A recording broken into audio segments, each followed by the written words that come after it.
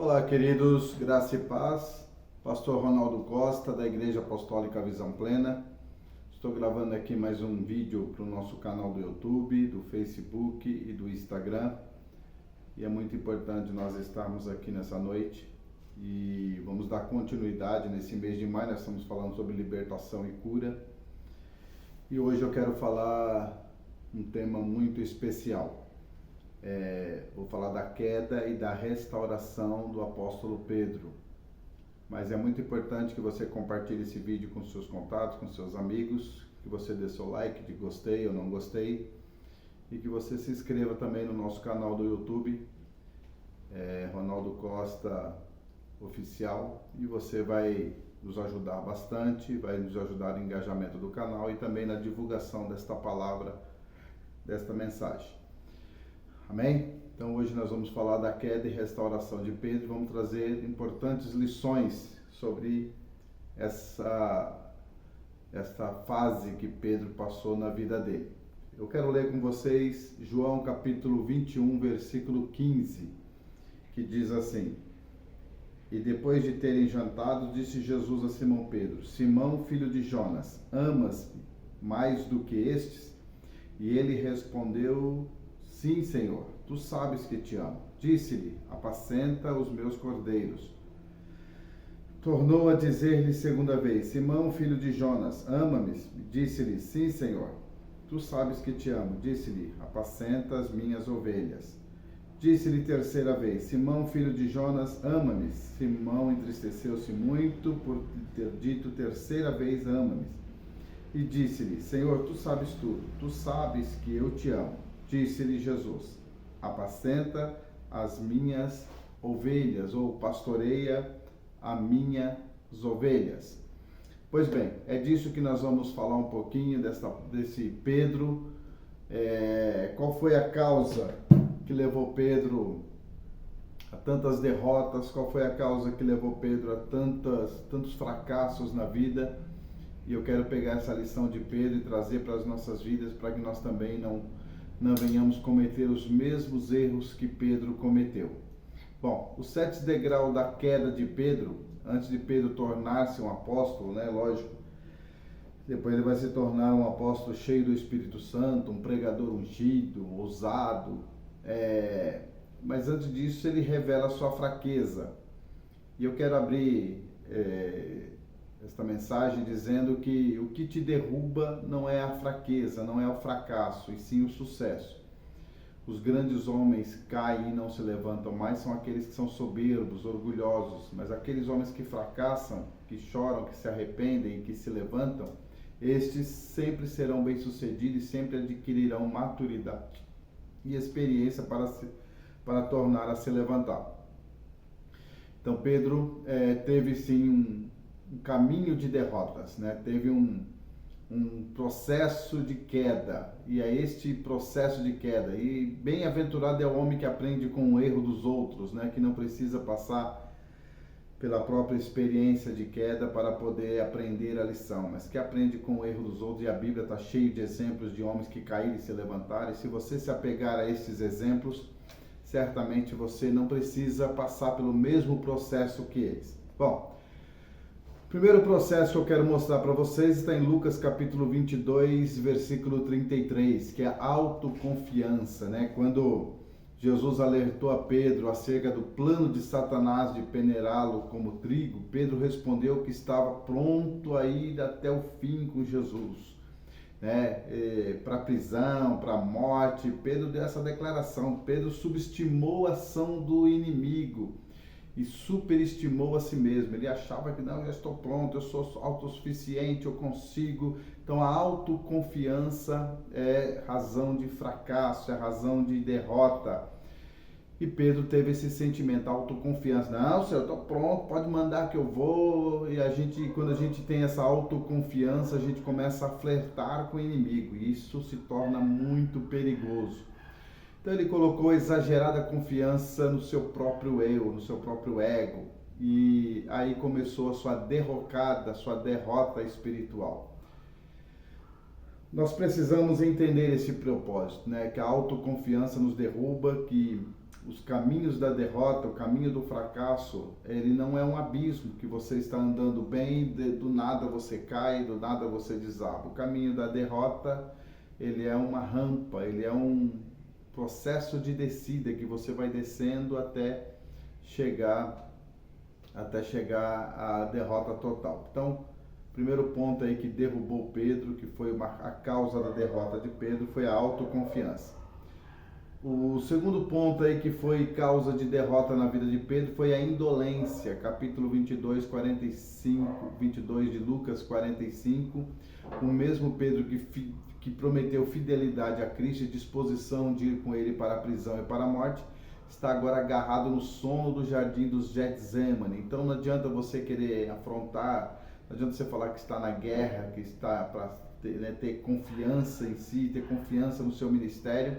Se você é indolente, se você não tem tempo para Deus, se você não tem disposição para orar, para jejuar, para ler a palavra de Deus, então se você não tem uma vida com Deus, uma vida diária com Deus, um devocional com Deus, uma intimidade, um relacionamento de intimidade com Cristo, você se torna indolente.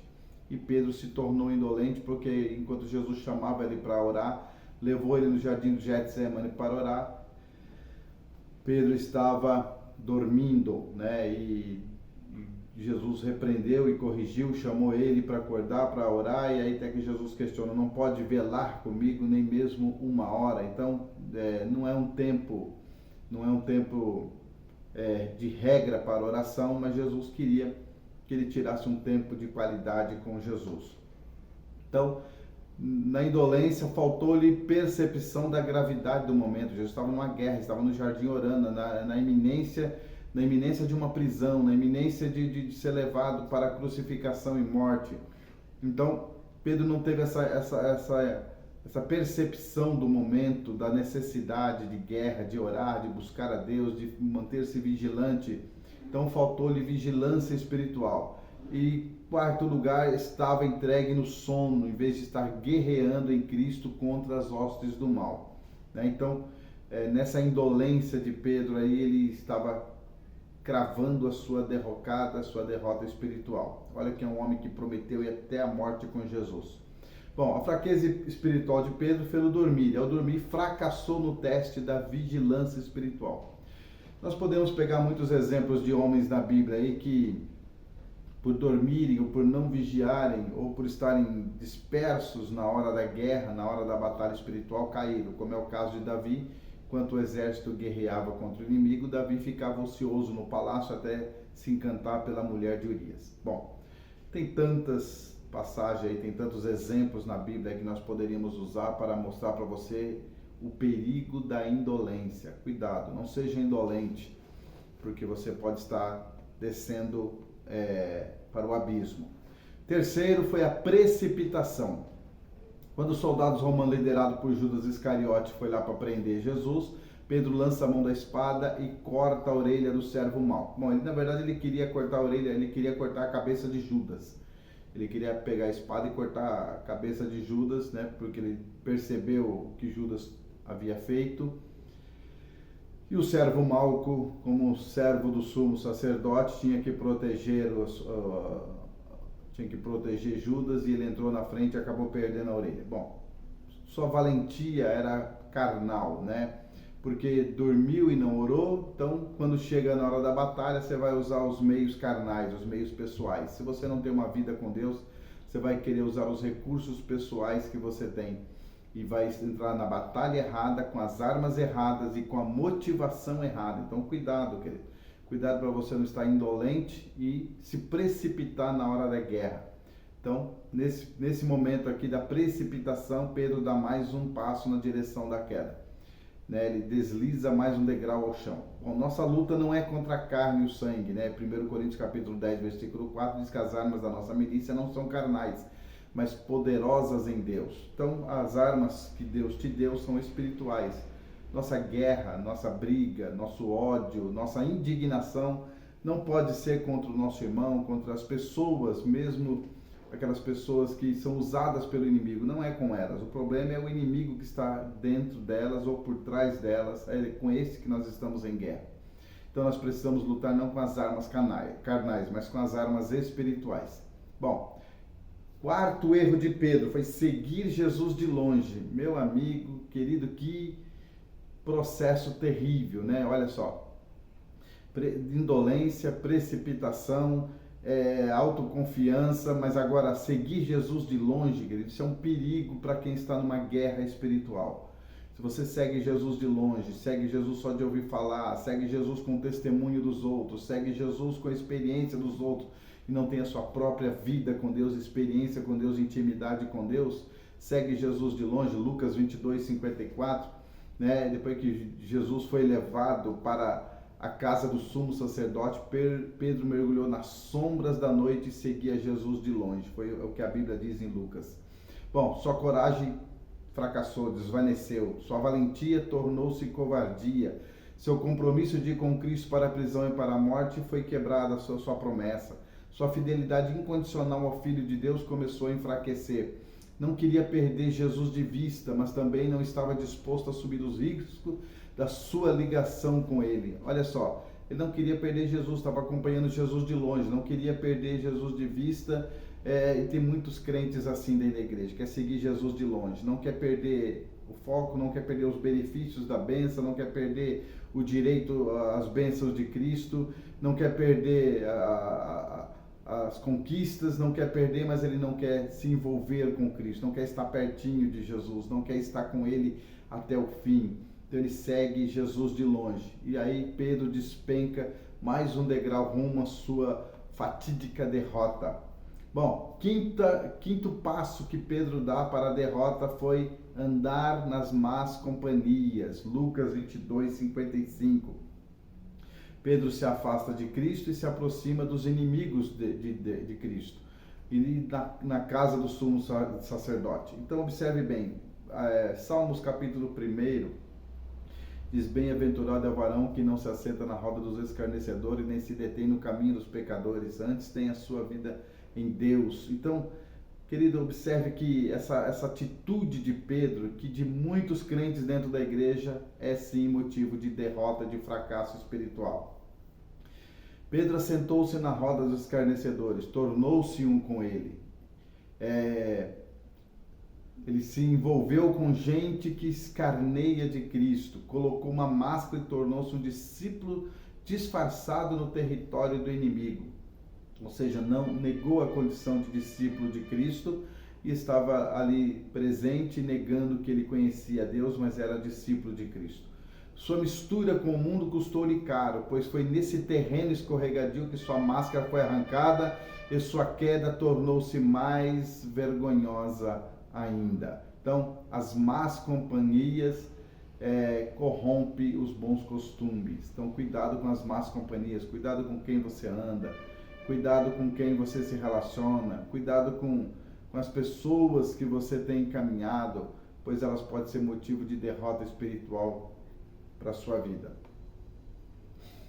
Sexto lugar, a negação, né? Então Pedro vai negar a Cristo, um abismo chama outro abismo, uma queda leva a outros tombos. Pedro não conseguiu manter-se disfarçado no território do inimigo, logo foi identificado como um seguidor de Cristo e quando interpelado por uma criada respondeu: mulher, não conheço a Cristo. Pedro negou a sua fé, negou o seu Senhor.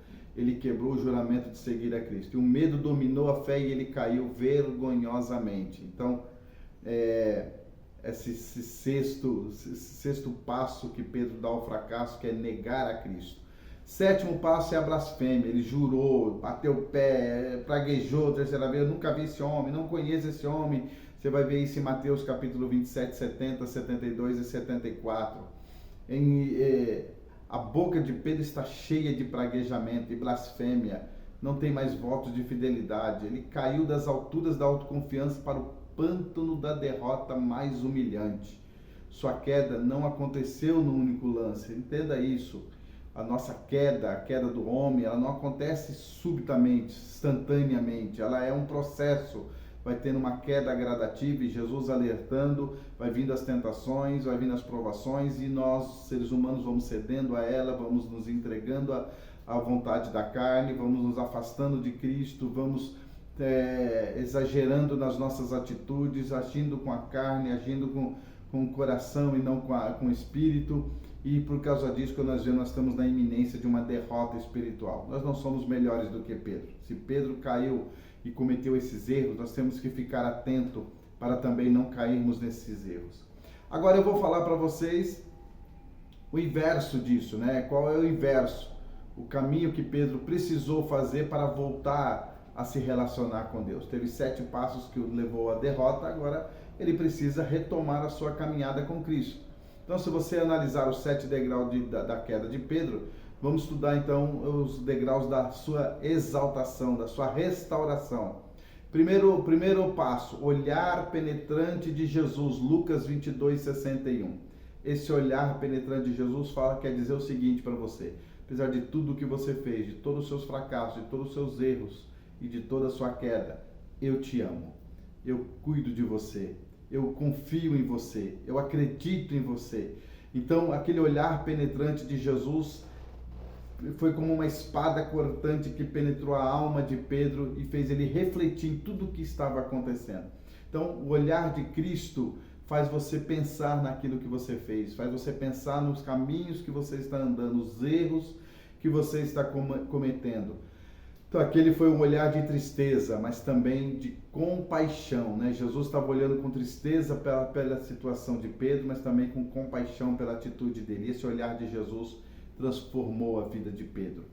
Bom, segundo passo para a exaltação, para a restauração de Pedro foi o choro amargo pelo pecado. Querido, se você não se arrepender amargamente por aquilo que você erra, pelos seus erros, de maneira nenhuma você vai conseguir se levantar. Se você não se arrepender profundamente, verdadeiramente, e se posicionar em Deus, prometendo a Deus e a si mesmo uma mudança radical de vida, você não vai conseguir se restaurar. O reconhecimento do erro, o reconhecimento da nossa dependência e necessidade de Jesus é que vai te exaltar. Então, Pedro deu 4 passos rumo à restauração. Ele caiu em si, ele saiu dali, ele desatou a chorar, ele chorou amargamente. Então, olha só, ele chorou amargamente. O segundo passo para a restauração de Pedro foi o choro amargo pelo pecado. Mas primeiro você precisa cair em si que você tem um erro. Sair do lugar que você está. Querido, isso é muito forte.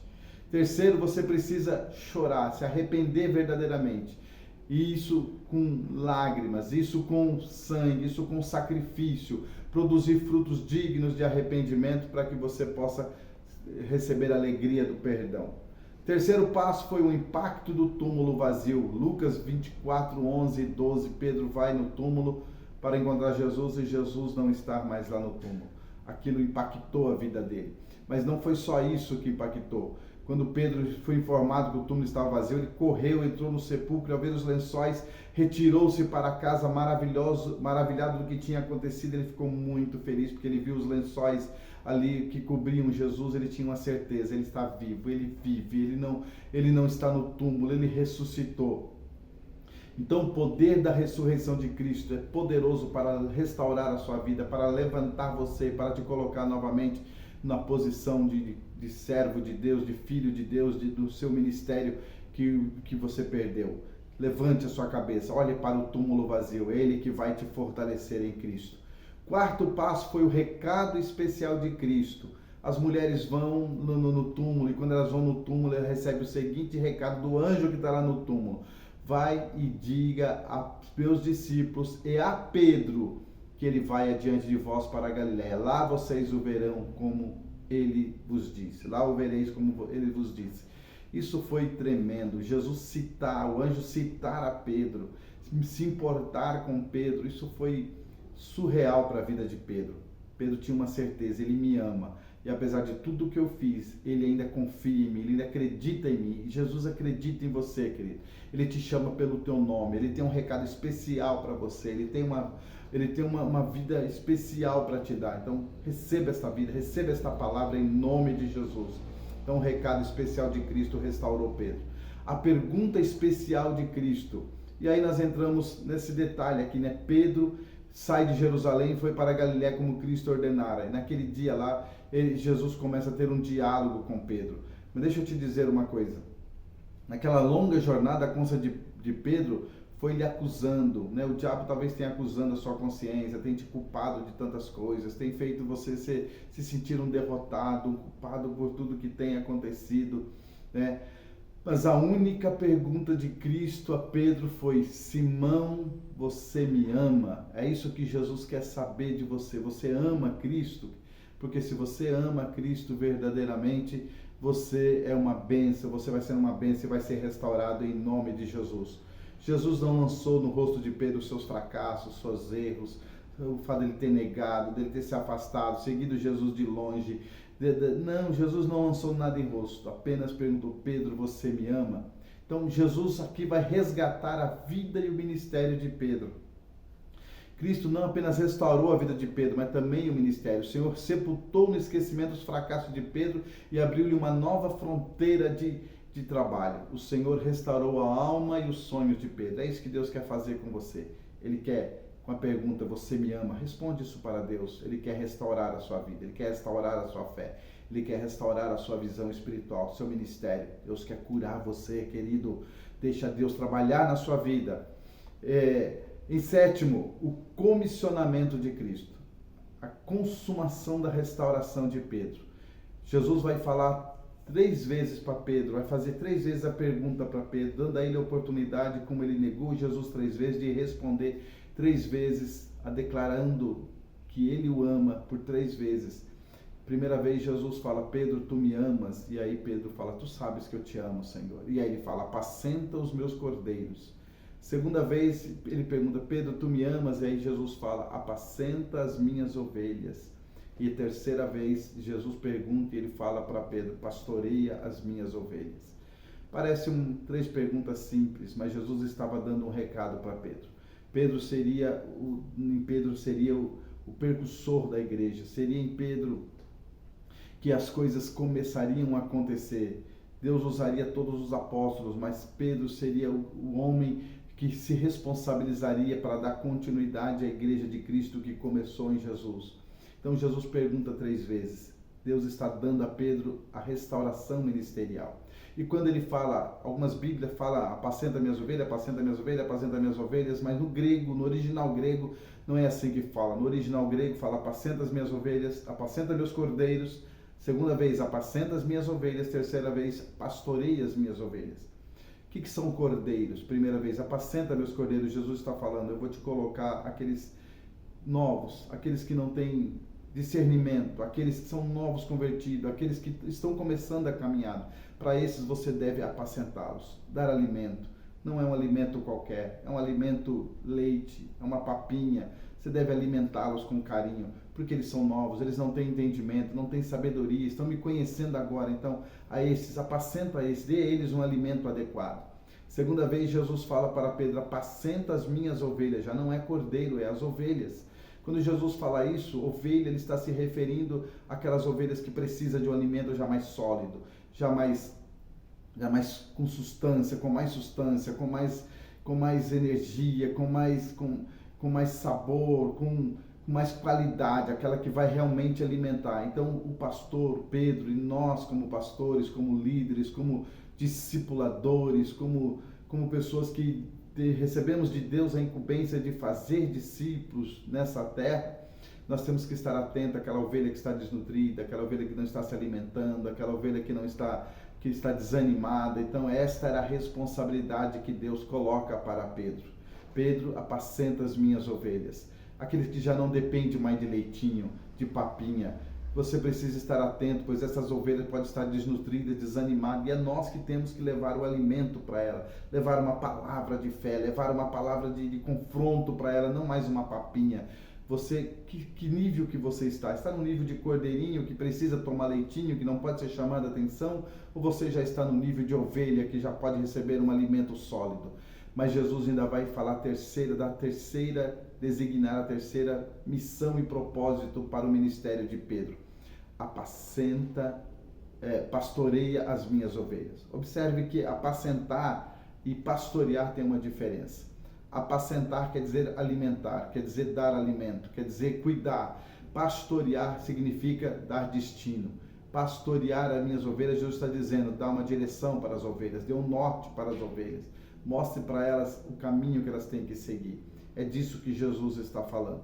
Então observe que nessa palavra que Jesus traz para Pedro, nesse comissionamento que Jesus faz para Pedro, ele está trazendo uma restauração ministerial e ele está incumbindo Pedro e nos trazendo uma lição poderosa, que ele vai te restaurar, que ele vai te curar, que ele vai levantar o seu ministério, que ele vai te usar nessa terra para fazer essas 3 etapas do cuidado pastoral, ministerial que o Senhor quer te dar. Você como discípulo de Cristo, você como discipulador, você como instrumento na mão de Deus para fazer discípulo, como foi designado em Mateus 28, 18.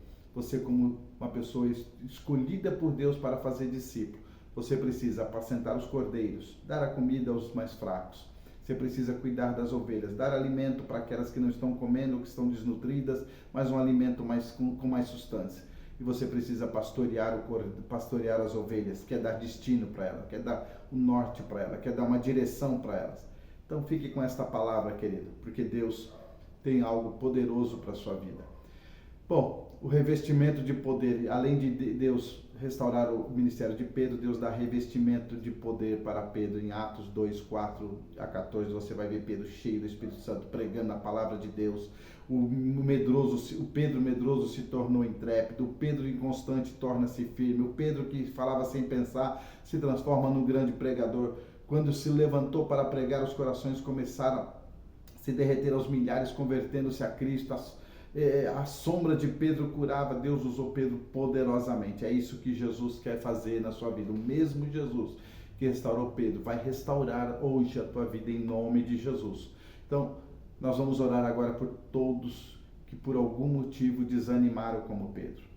Líderes que estão sem expectativa, sem perspectiva na sua vida, na sua célula, na sua igreja, no seu ministério pastoral. Que seus discípulos não crescem, que está pensando em desistir. Você me ama? Pergunta o Senhor. Apacenta os meus cordeiros. Você me ama? Apacenta as minhas ovelhas. Você me ama? Pastoreia as minhas ovelhas. Deixa eu orar com você. Pai, em nome de Jesus, toma esta vida, Senhor, em tuas mãos e fortalece-o na tua graça e na tua presença, para que o nome de Jesus seja glorificado. Em nome de Jesus, levanta esta vida, restaurando ele da queda, do fracasso e o tornando um grande vencedor, um instrumento nas tuas mãos, um canal de Deus na tua presença, em nome de Jesus. Queridos, Deus te abençoe, beijo no seu coração, fique com Deus, muito obrigado, a paz do Senhor.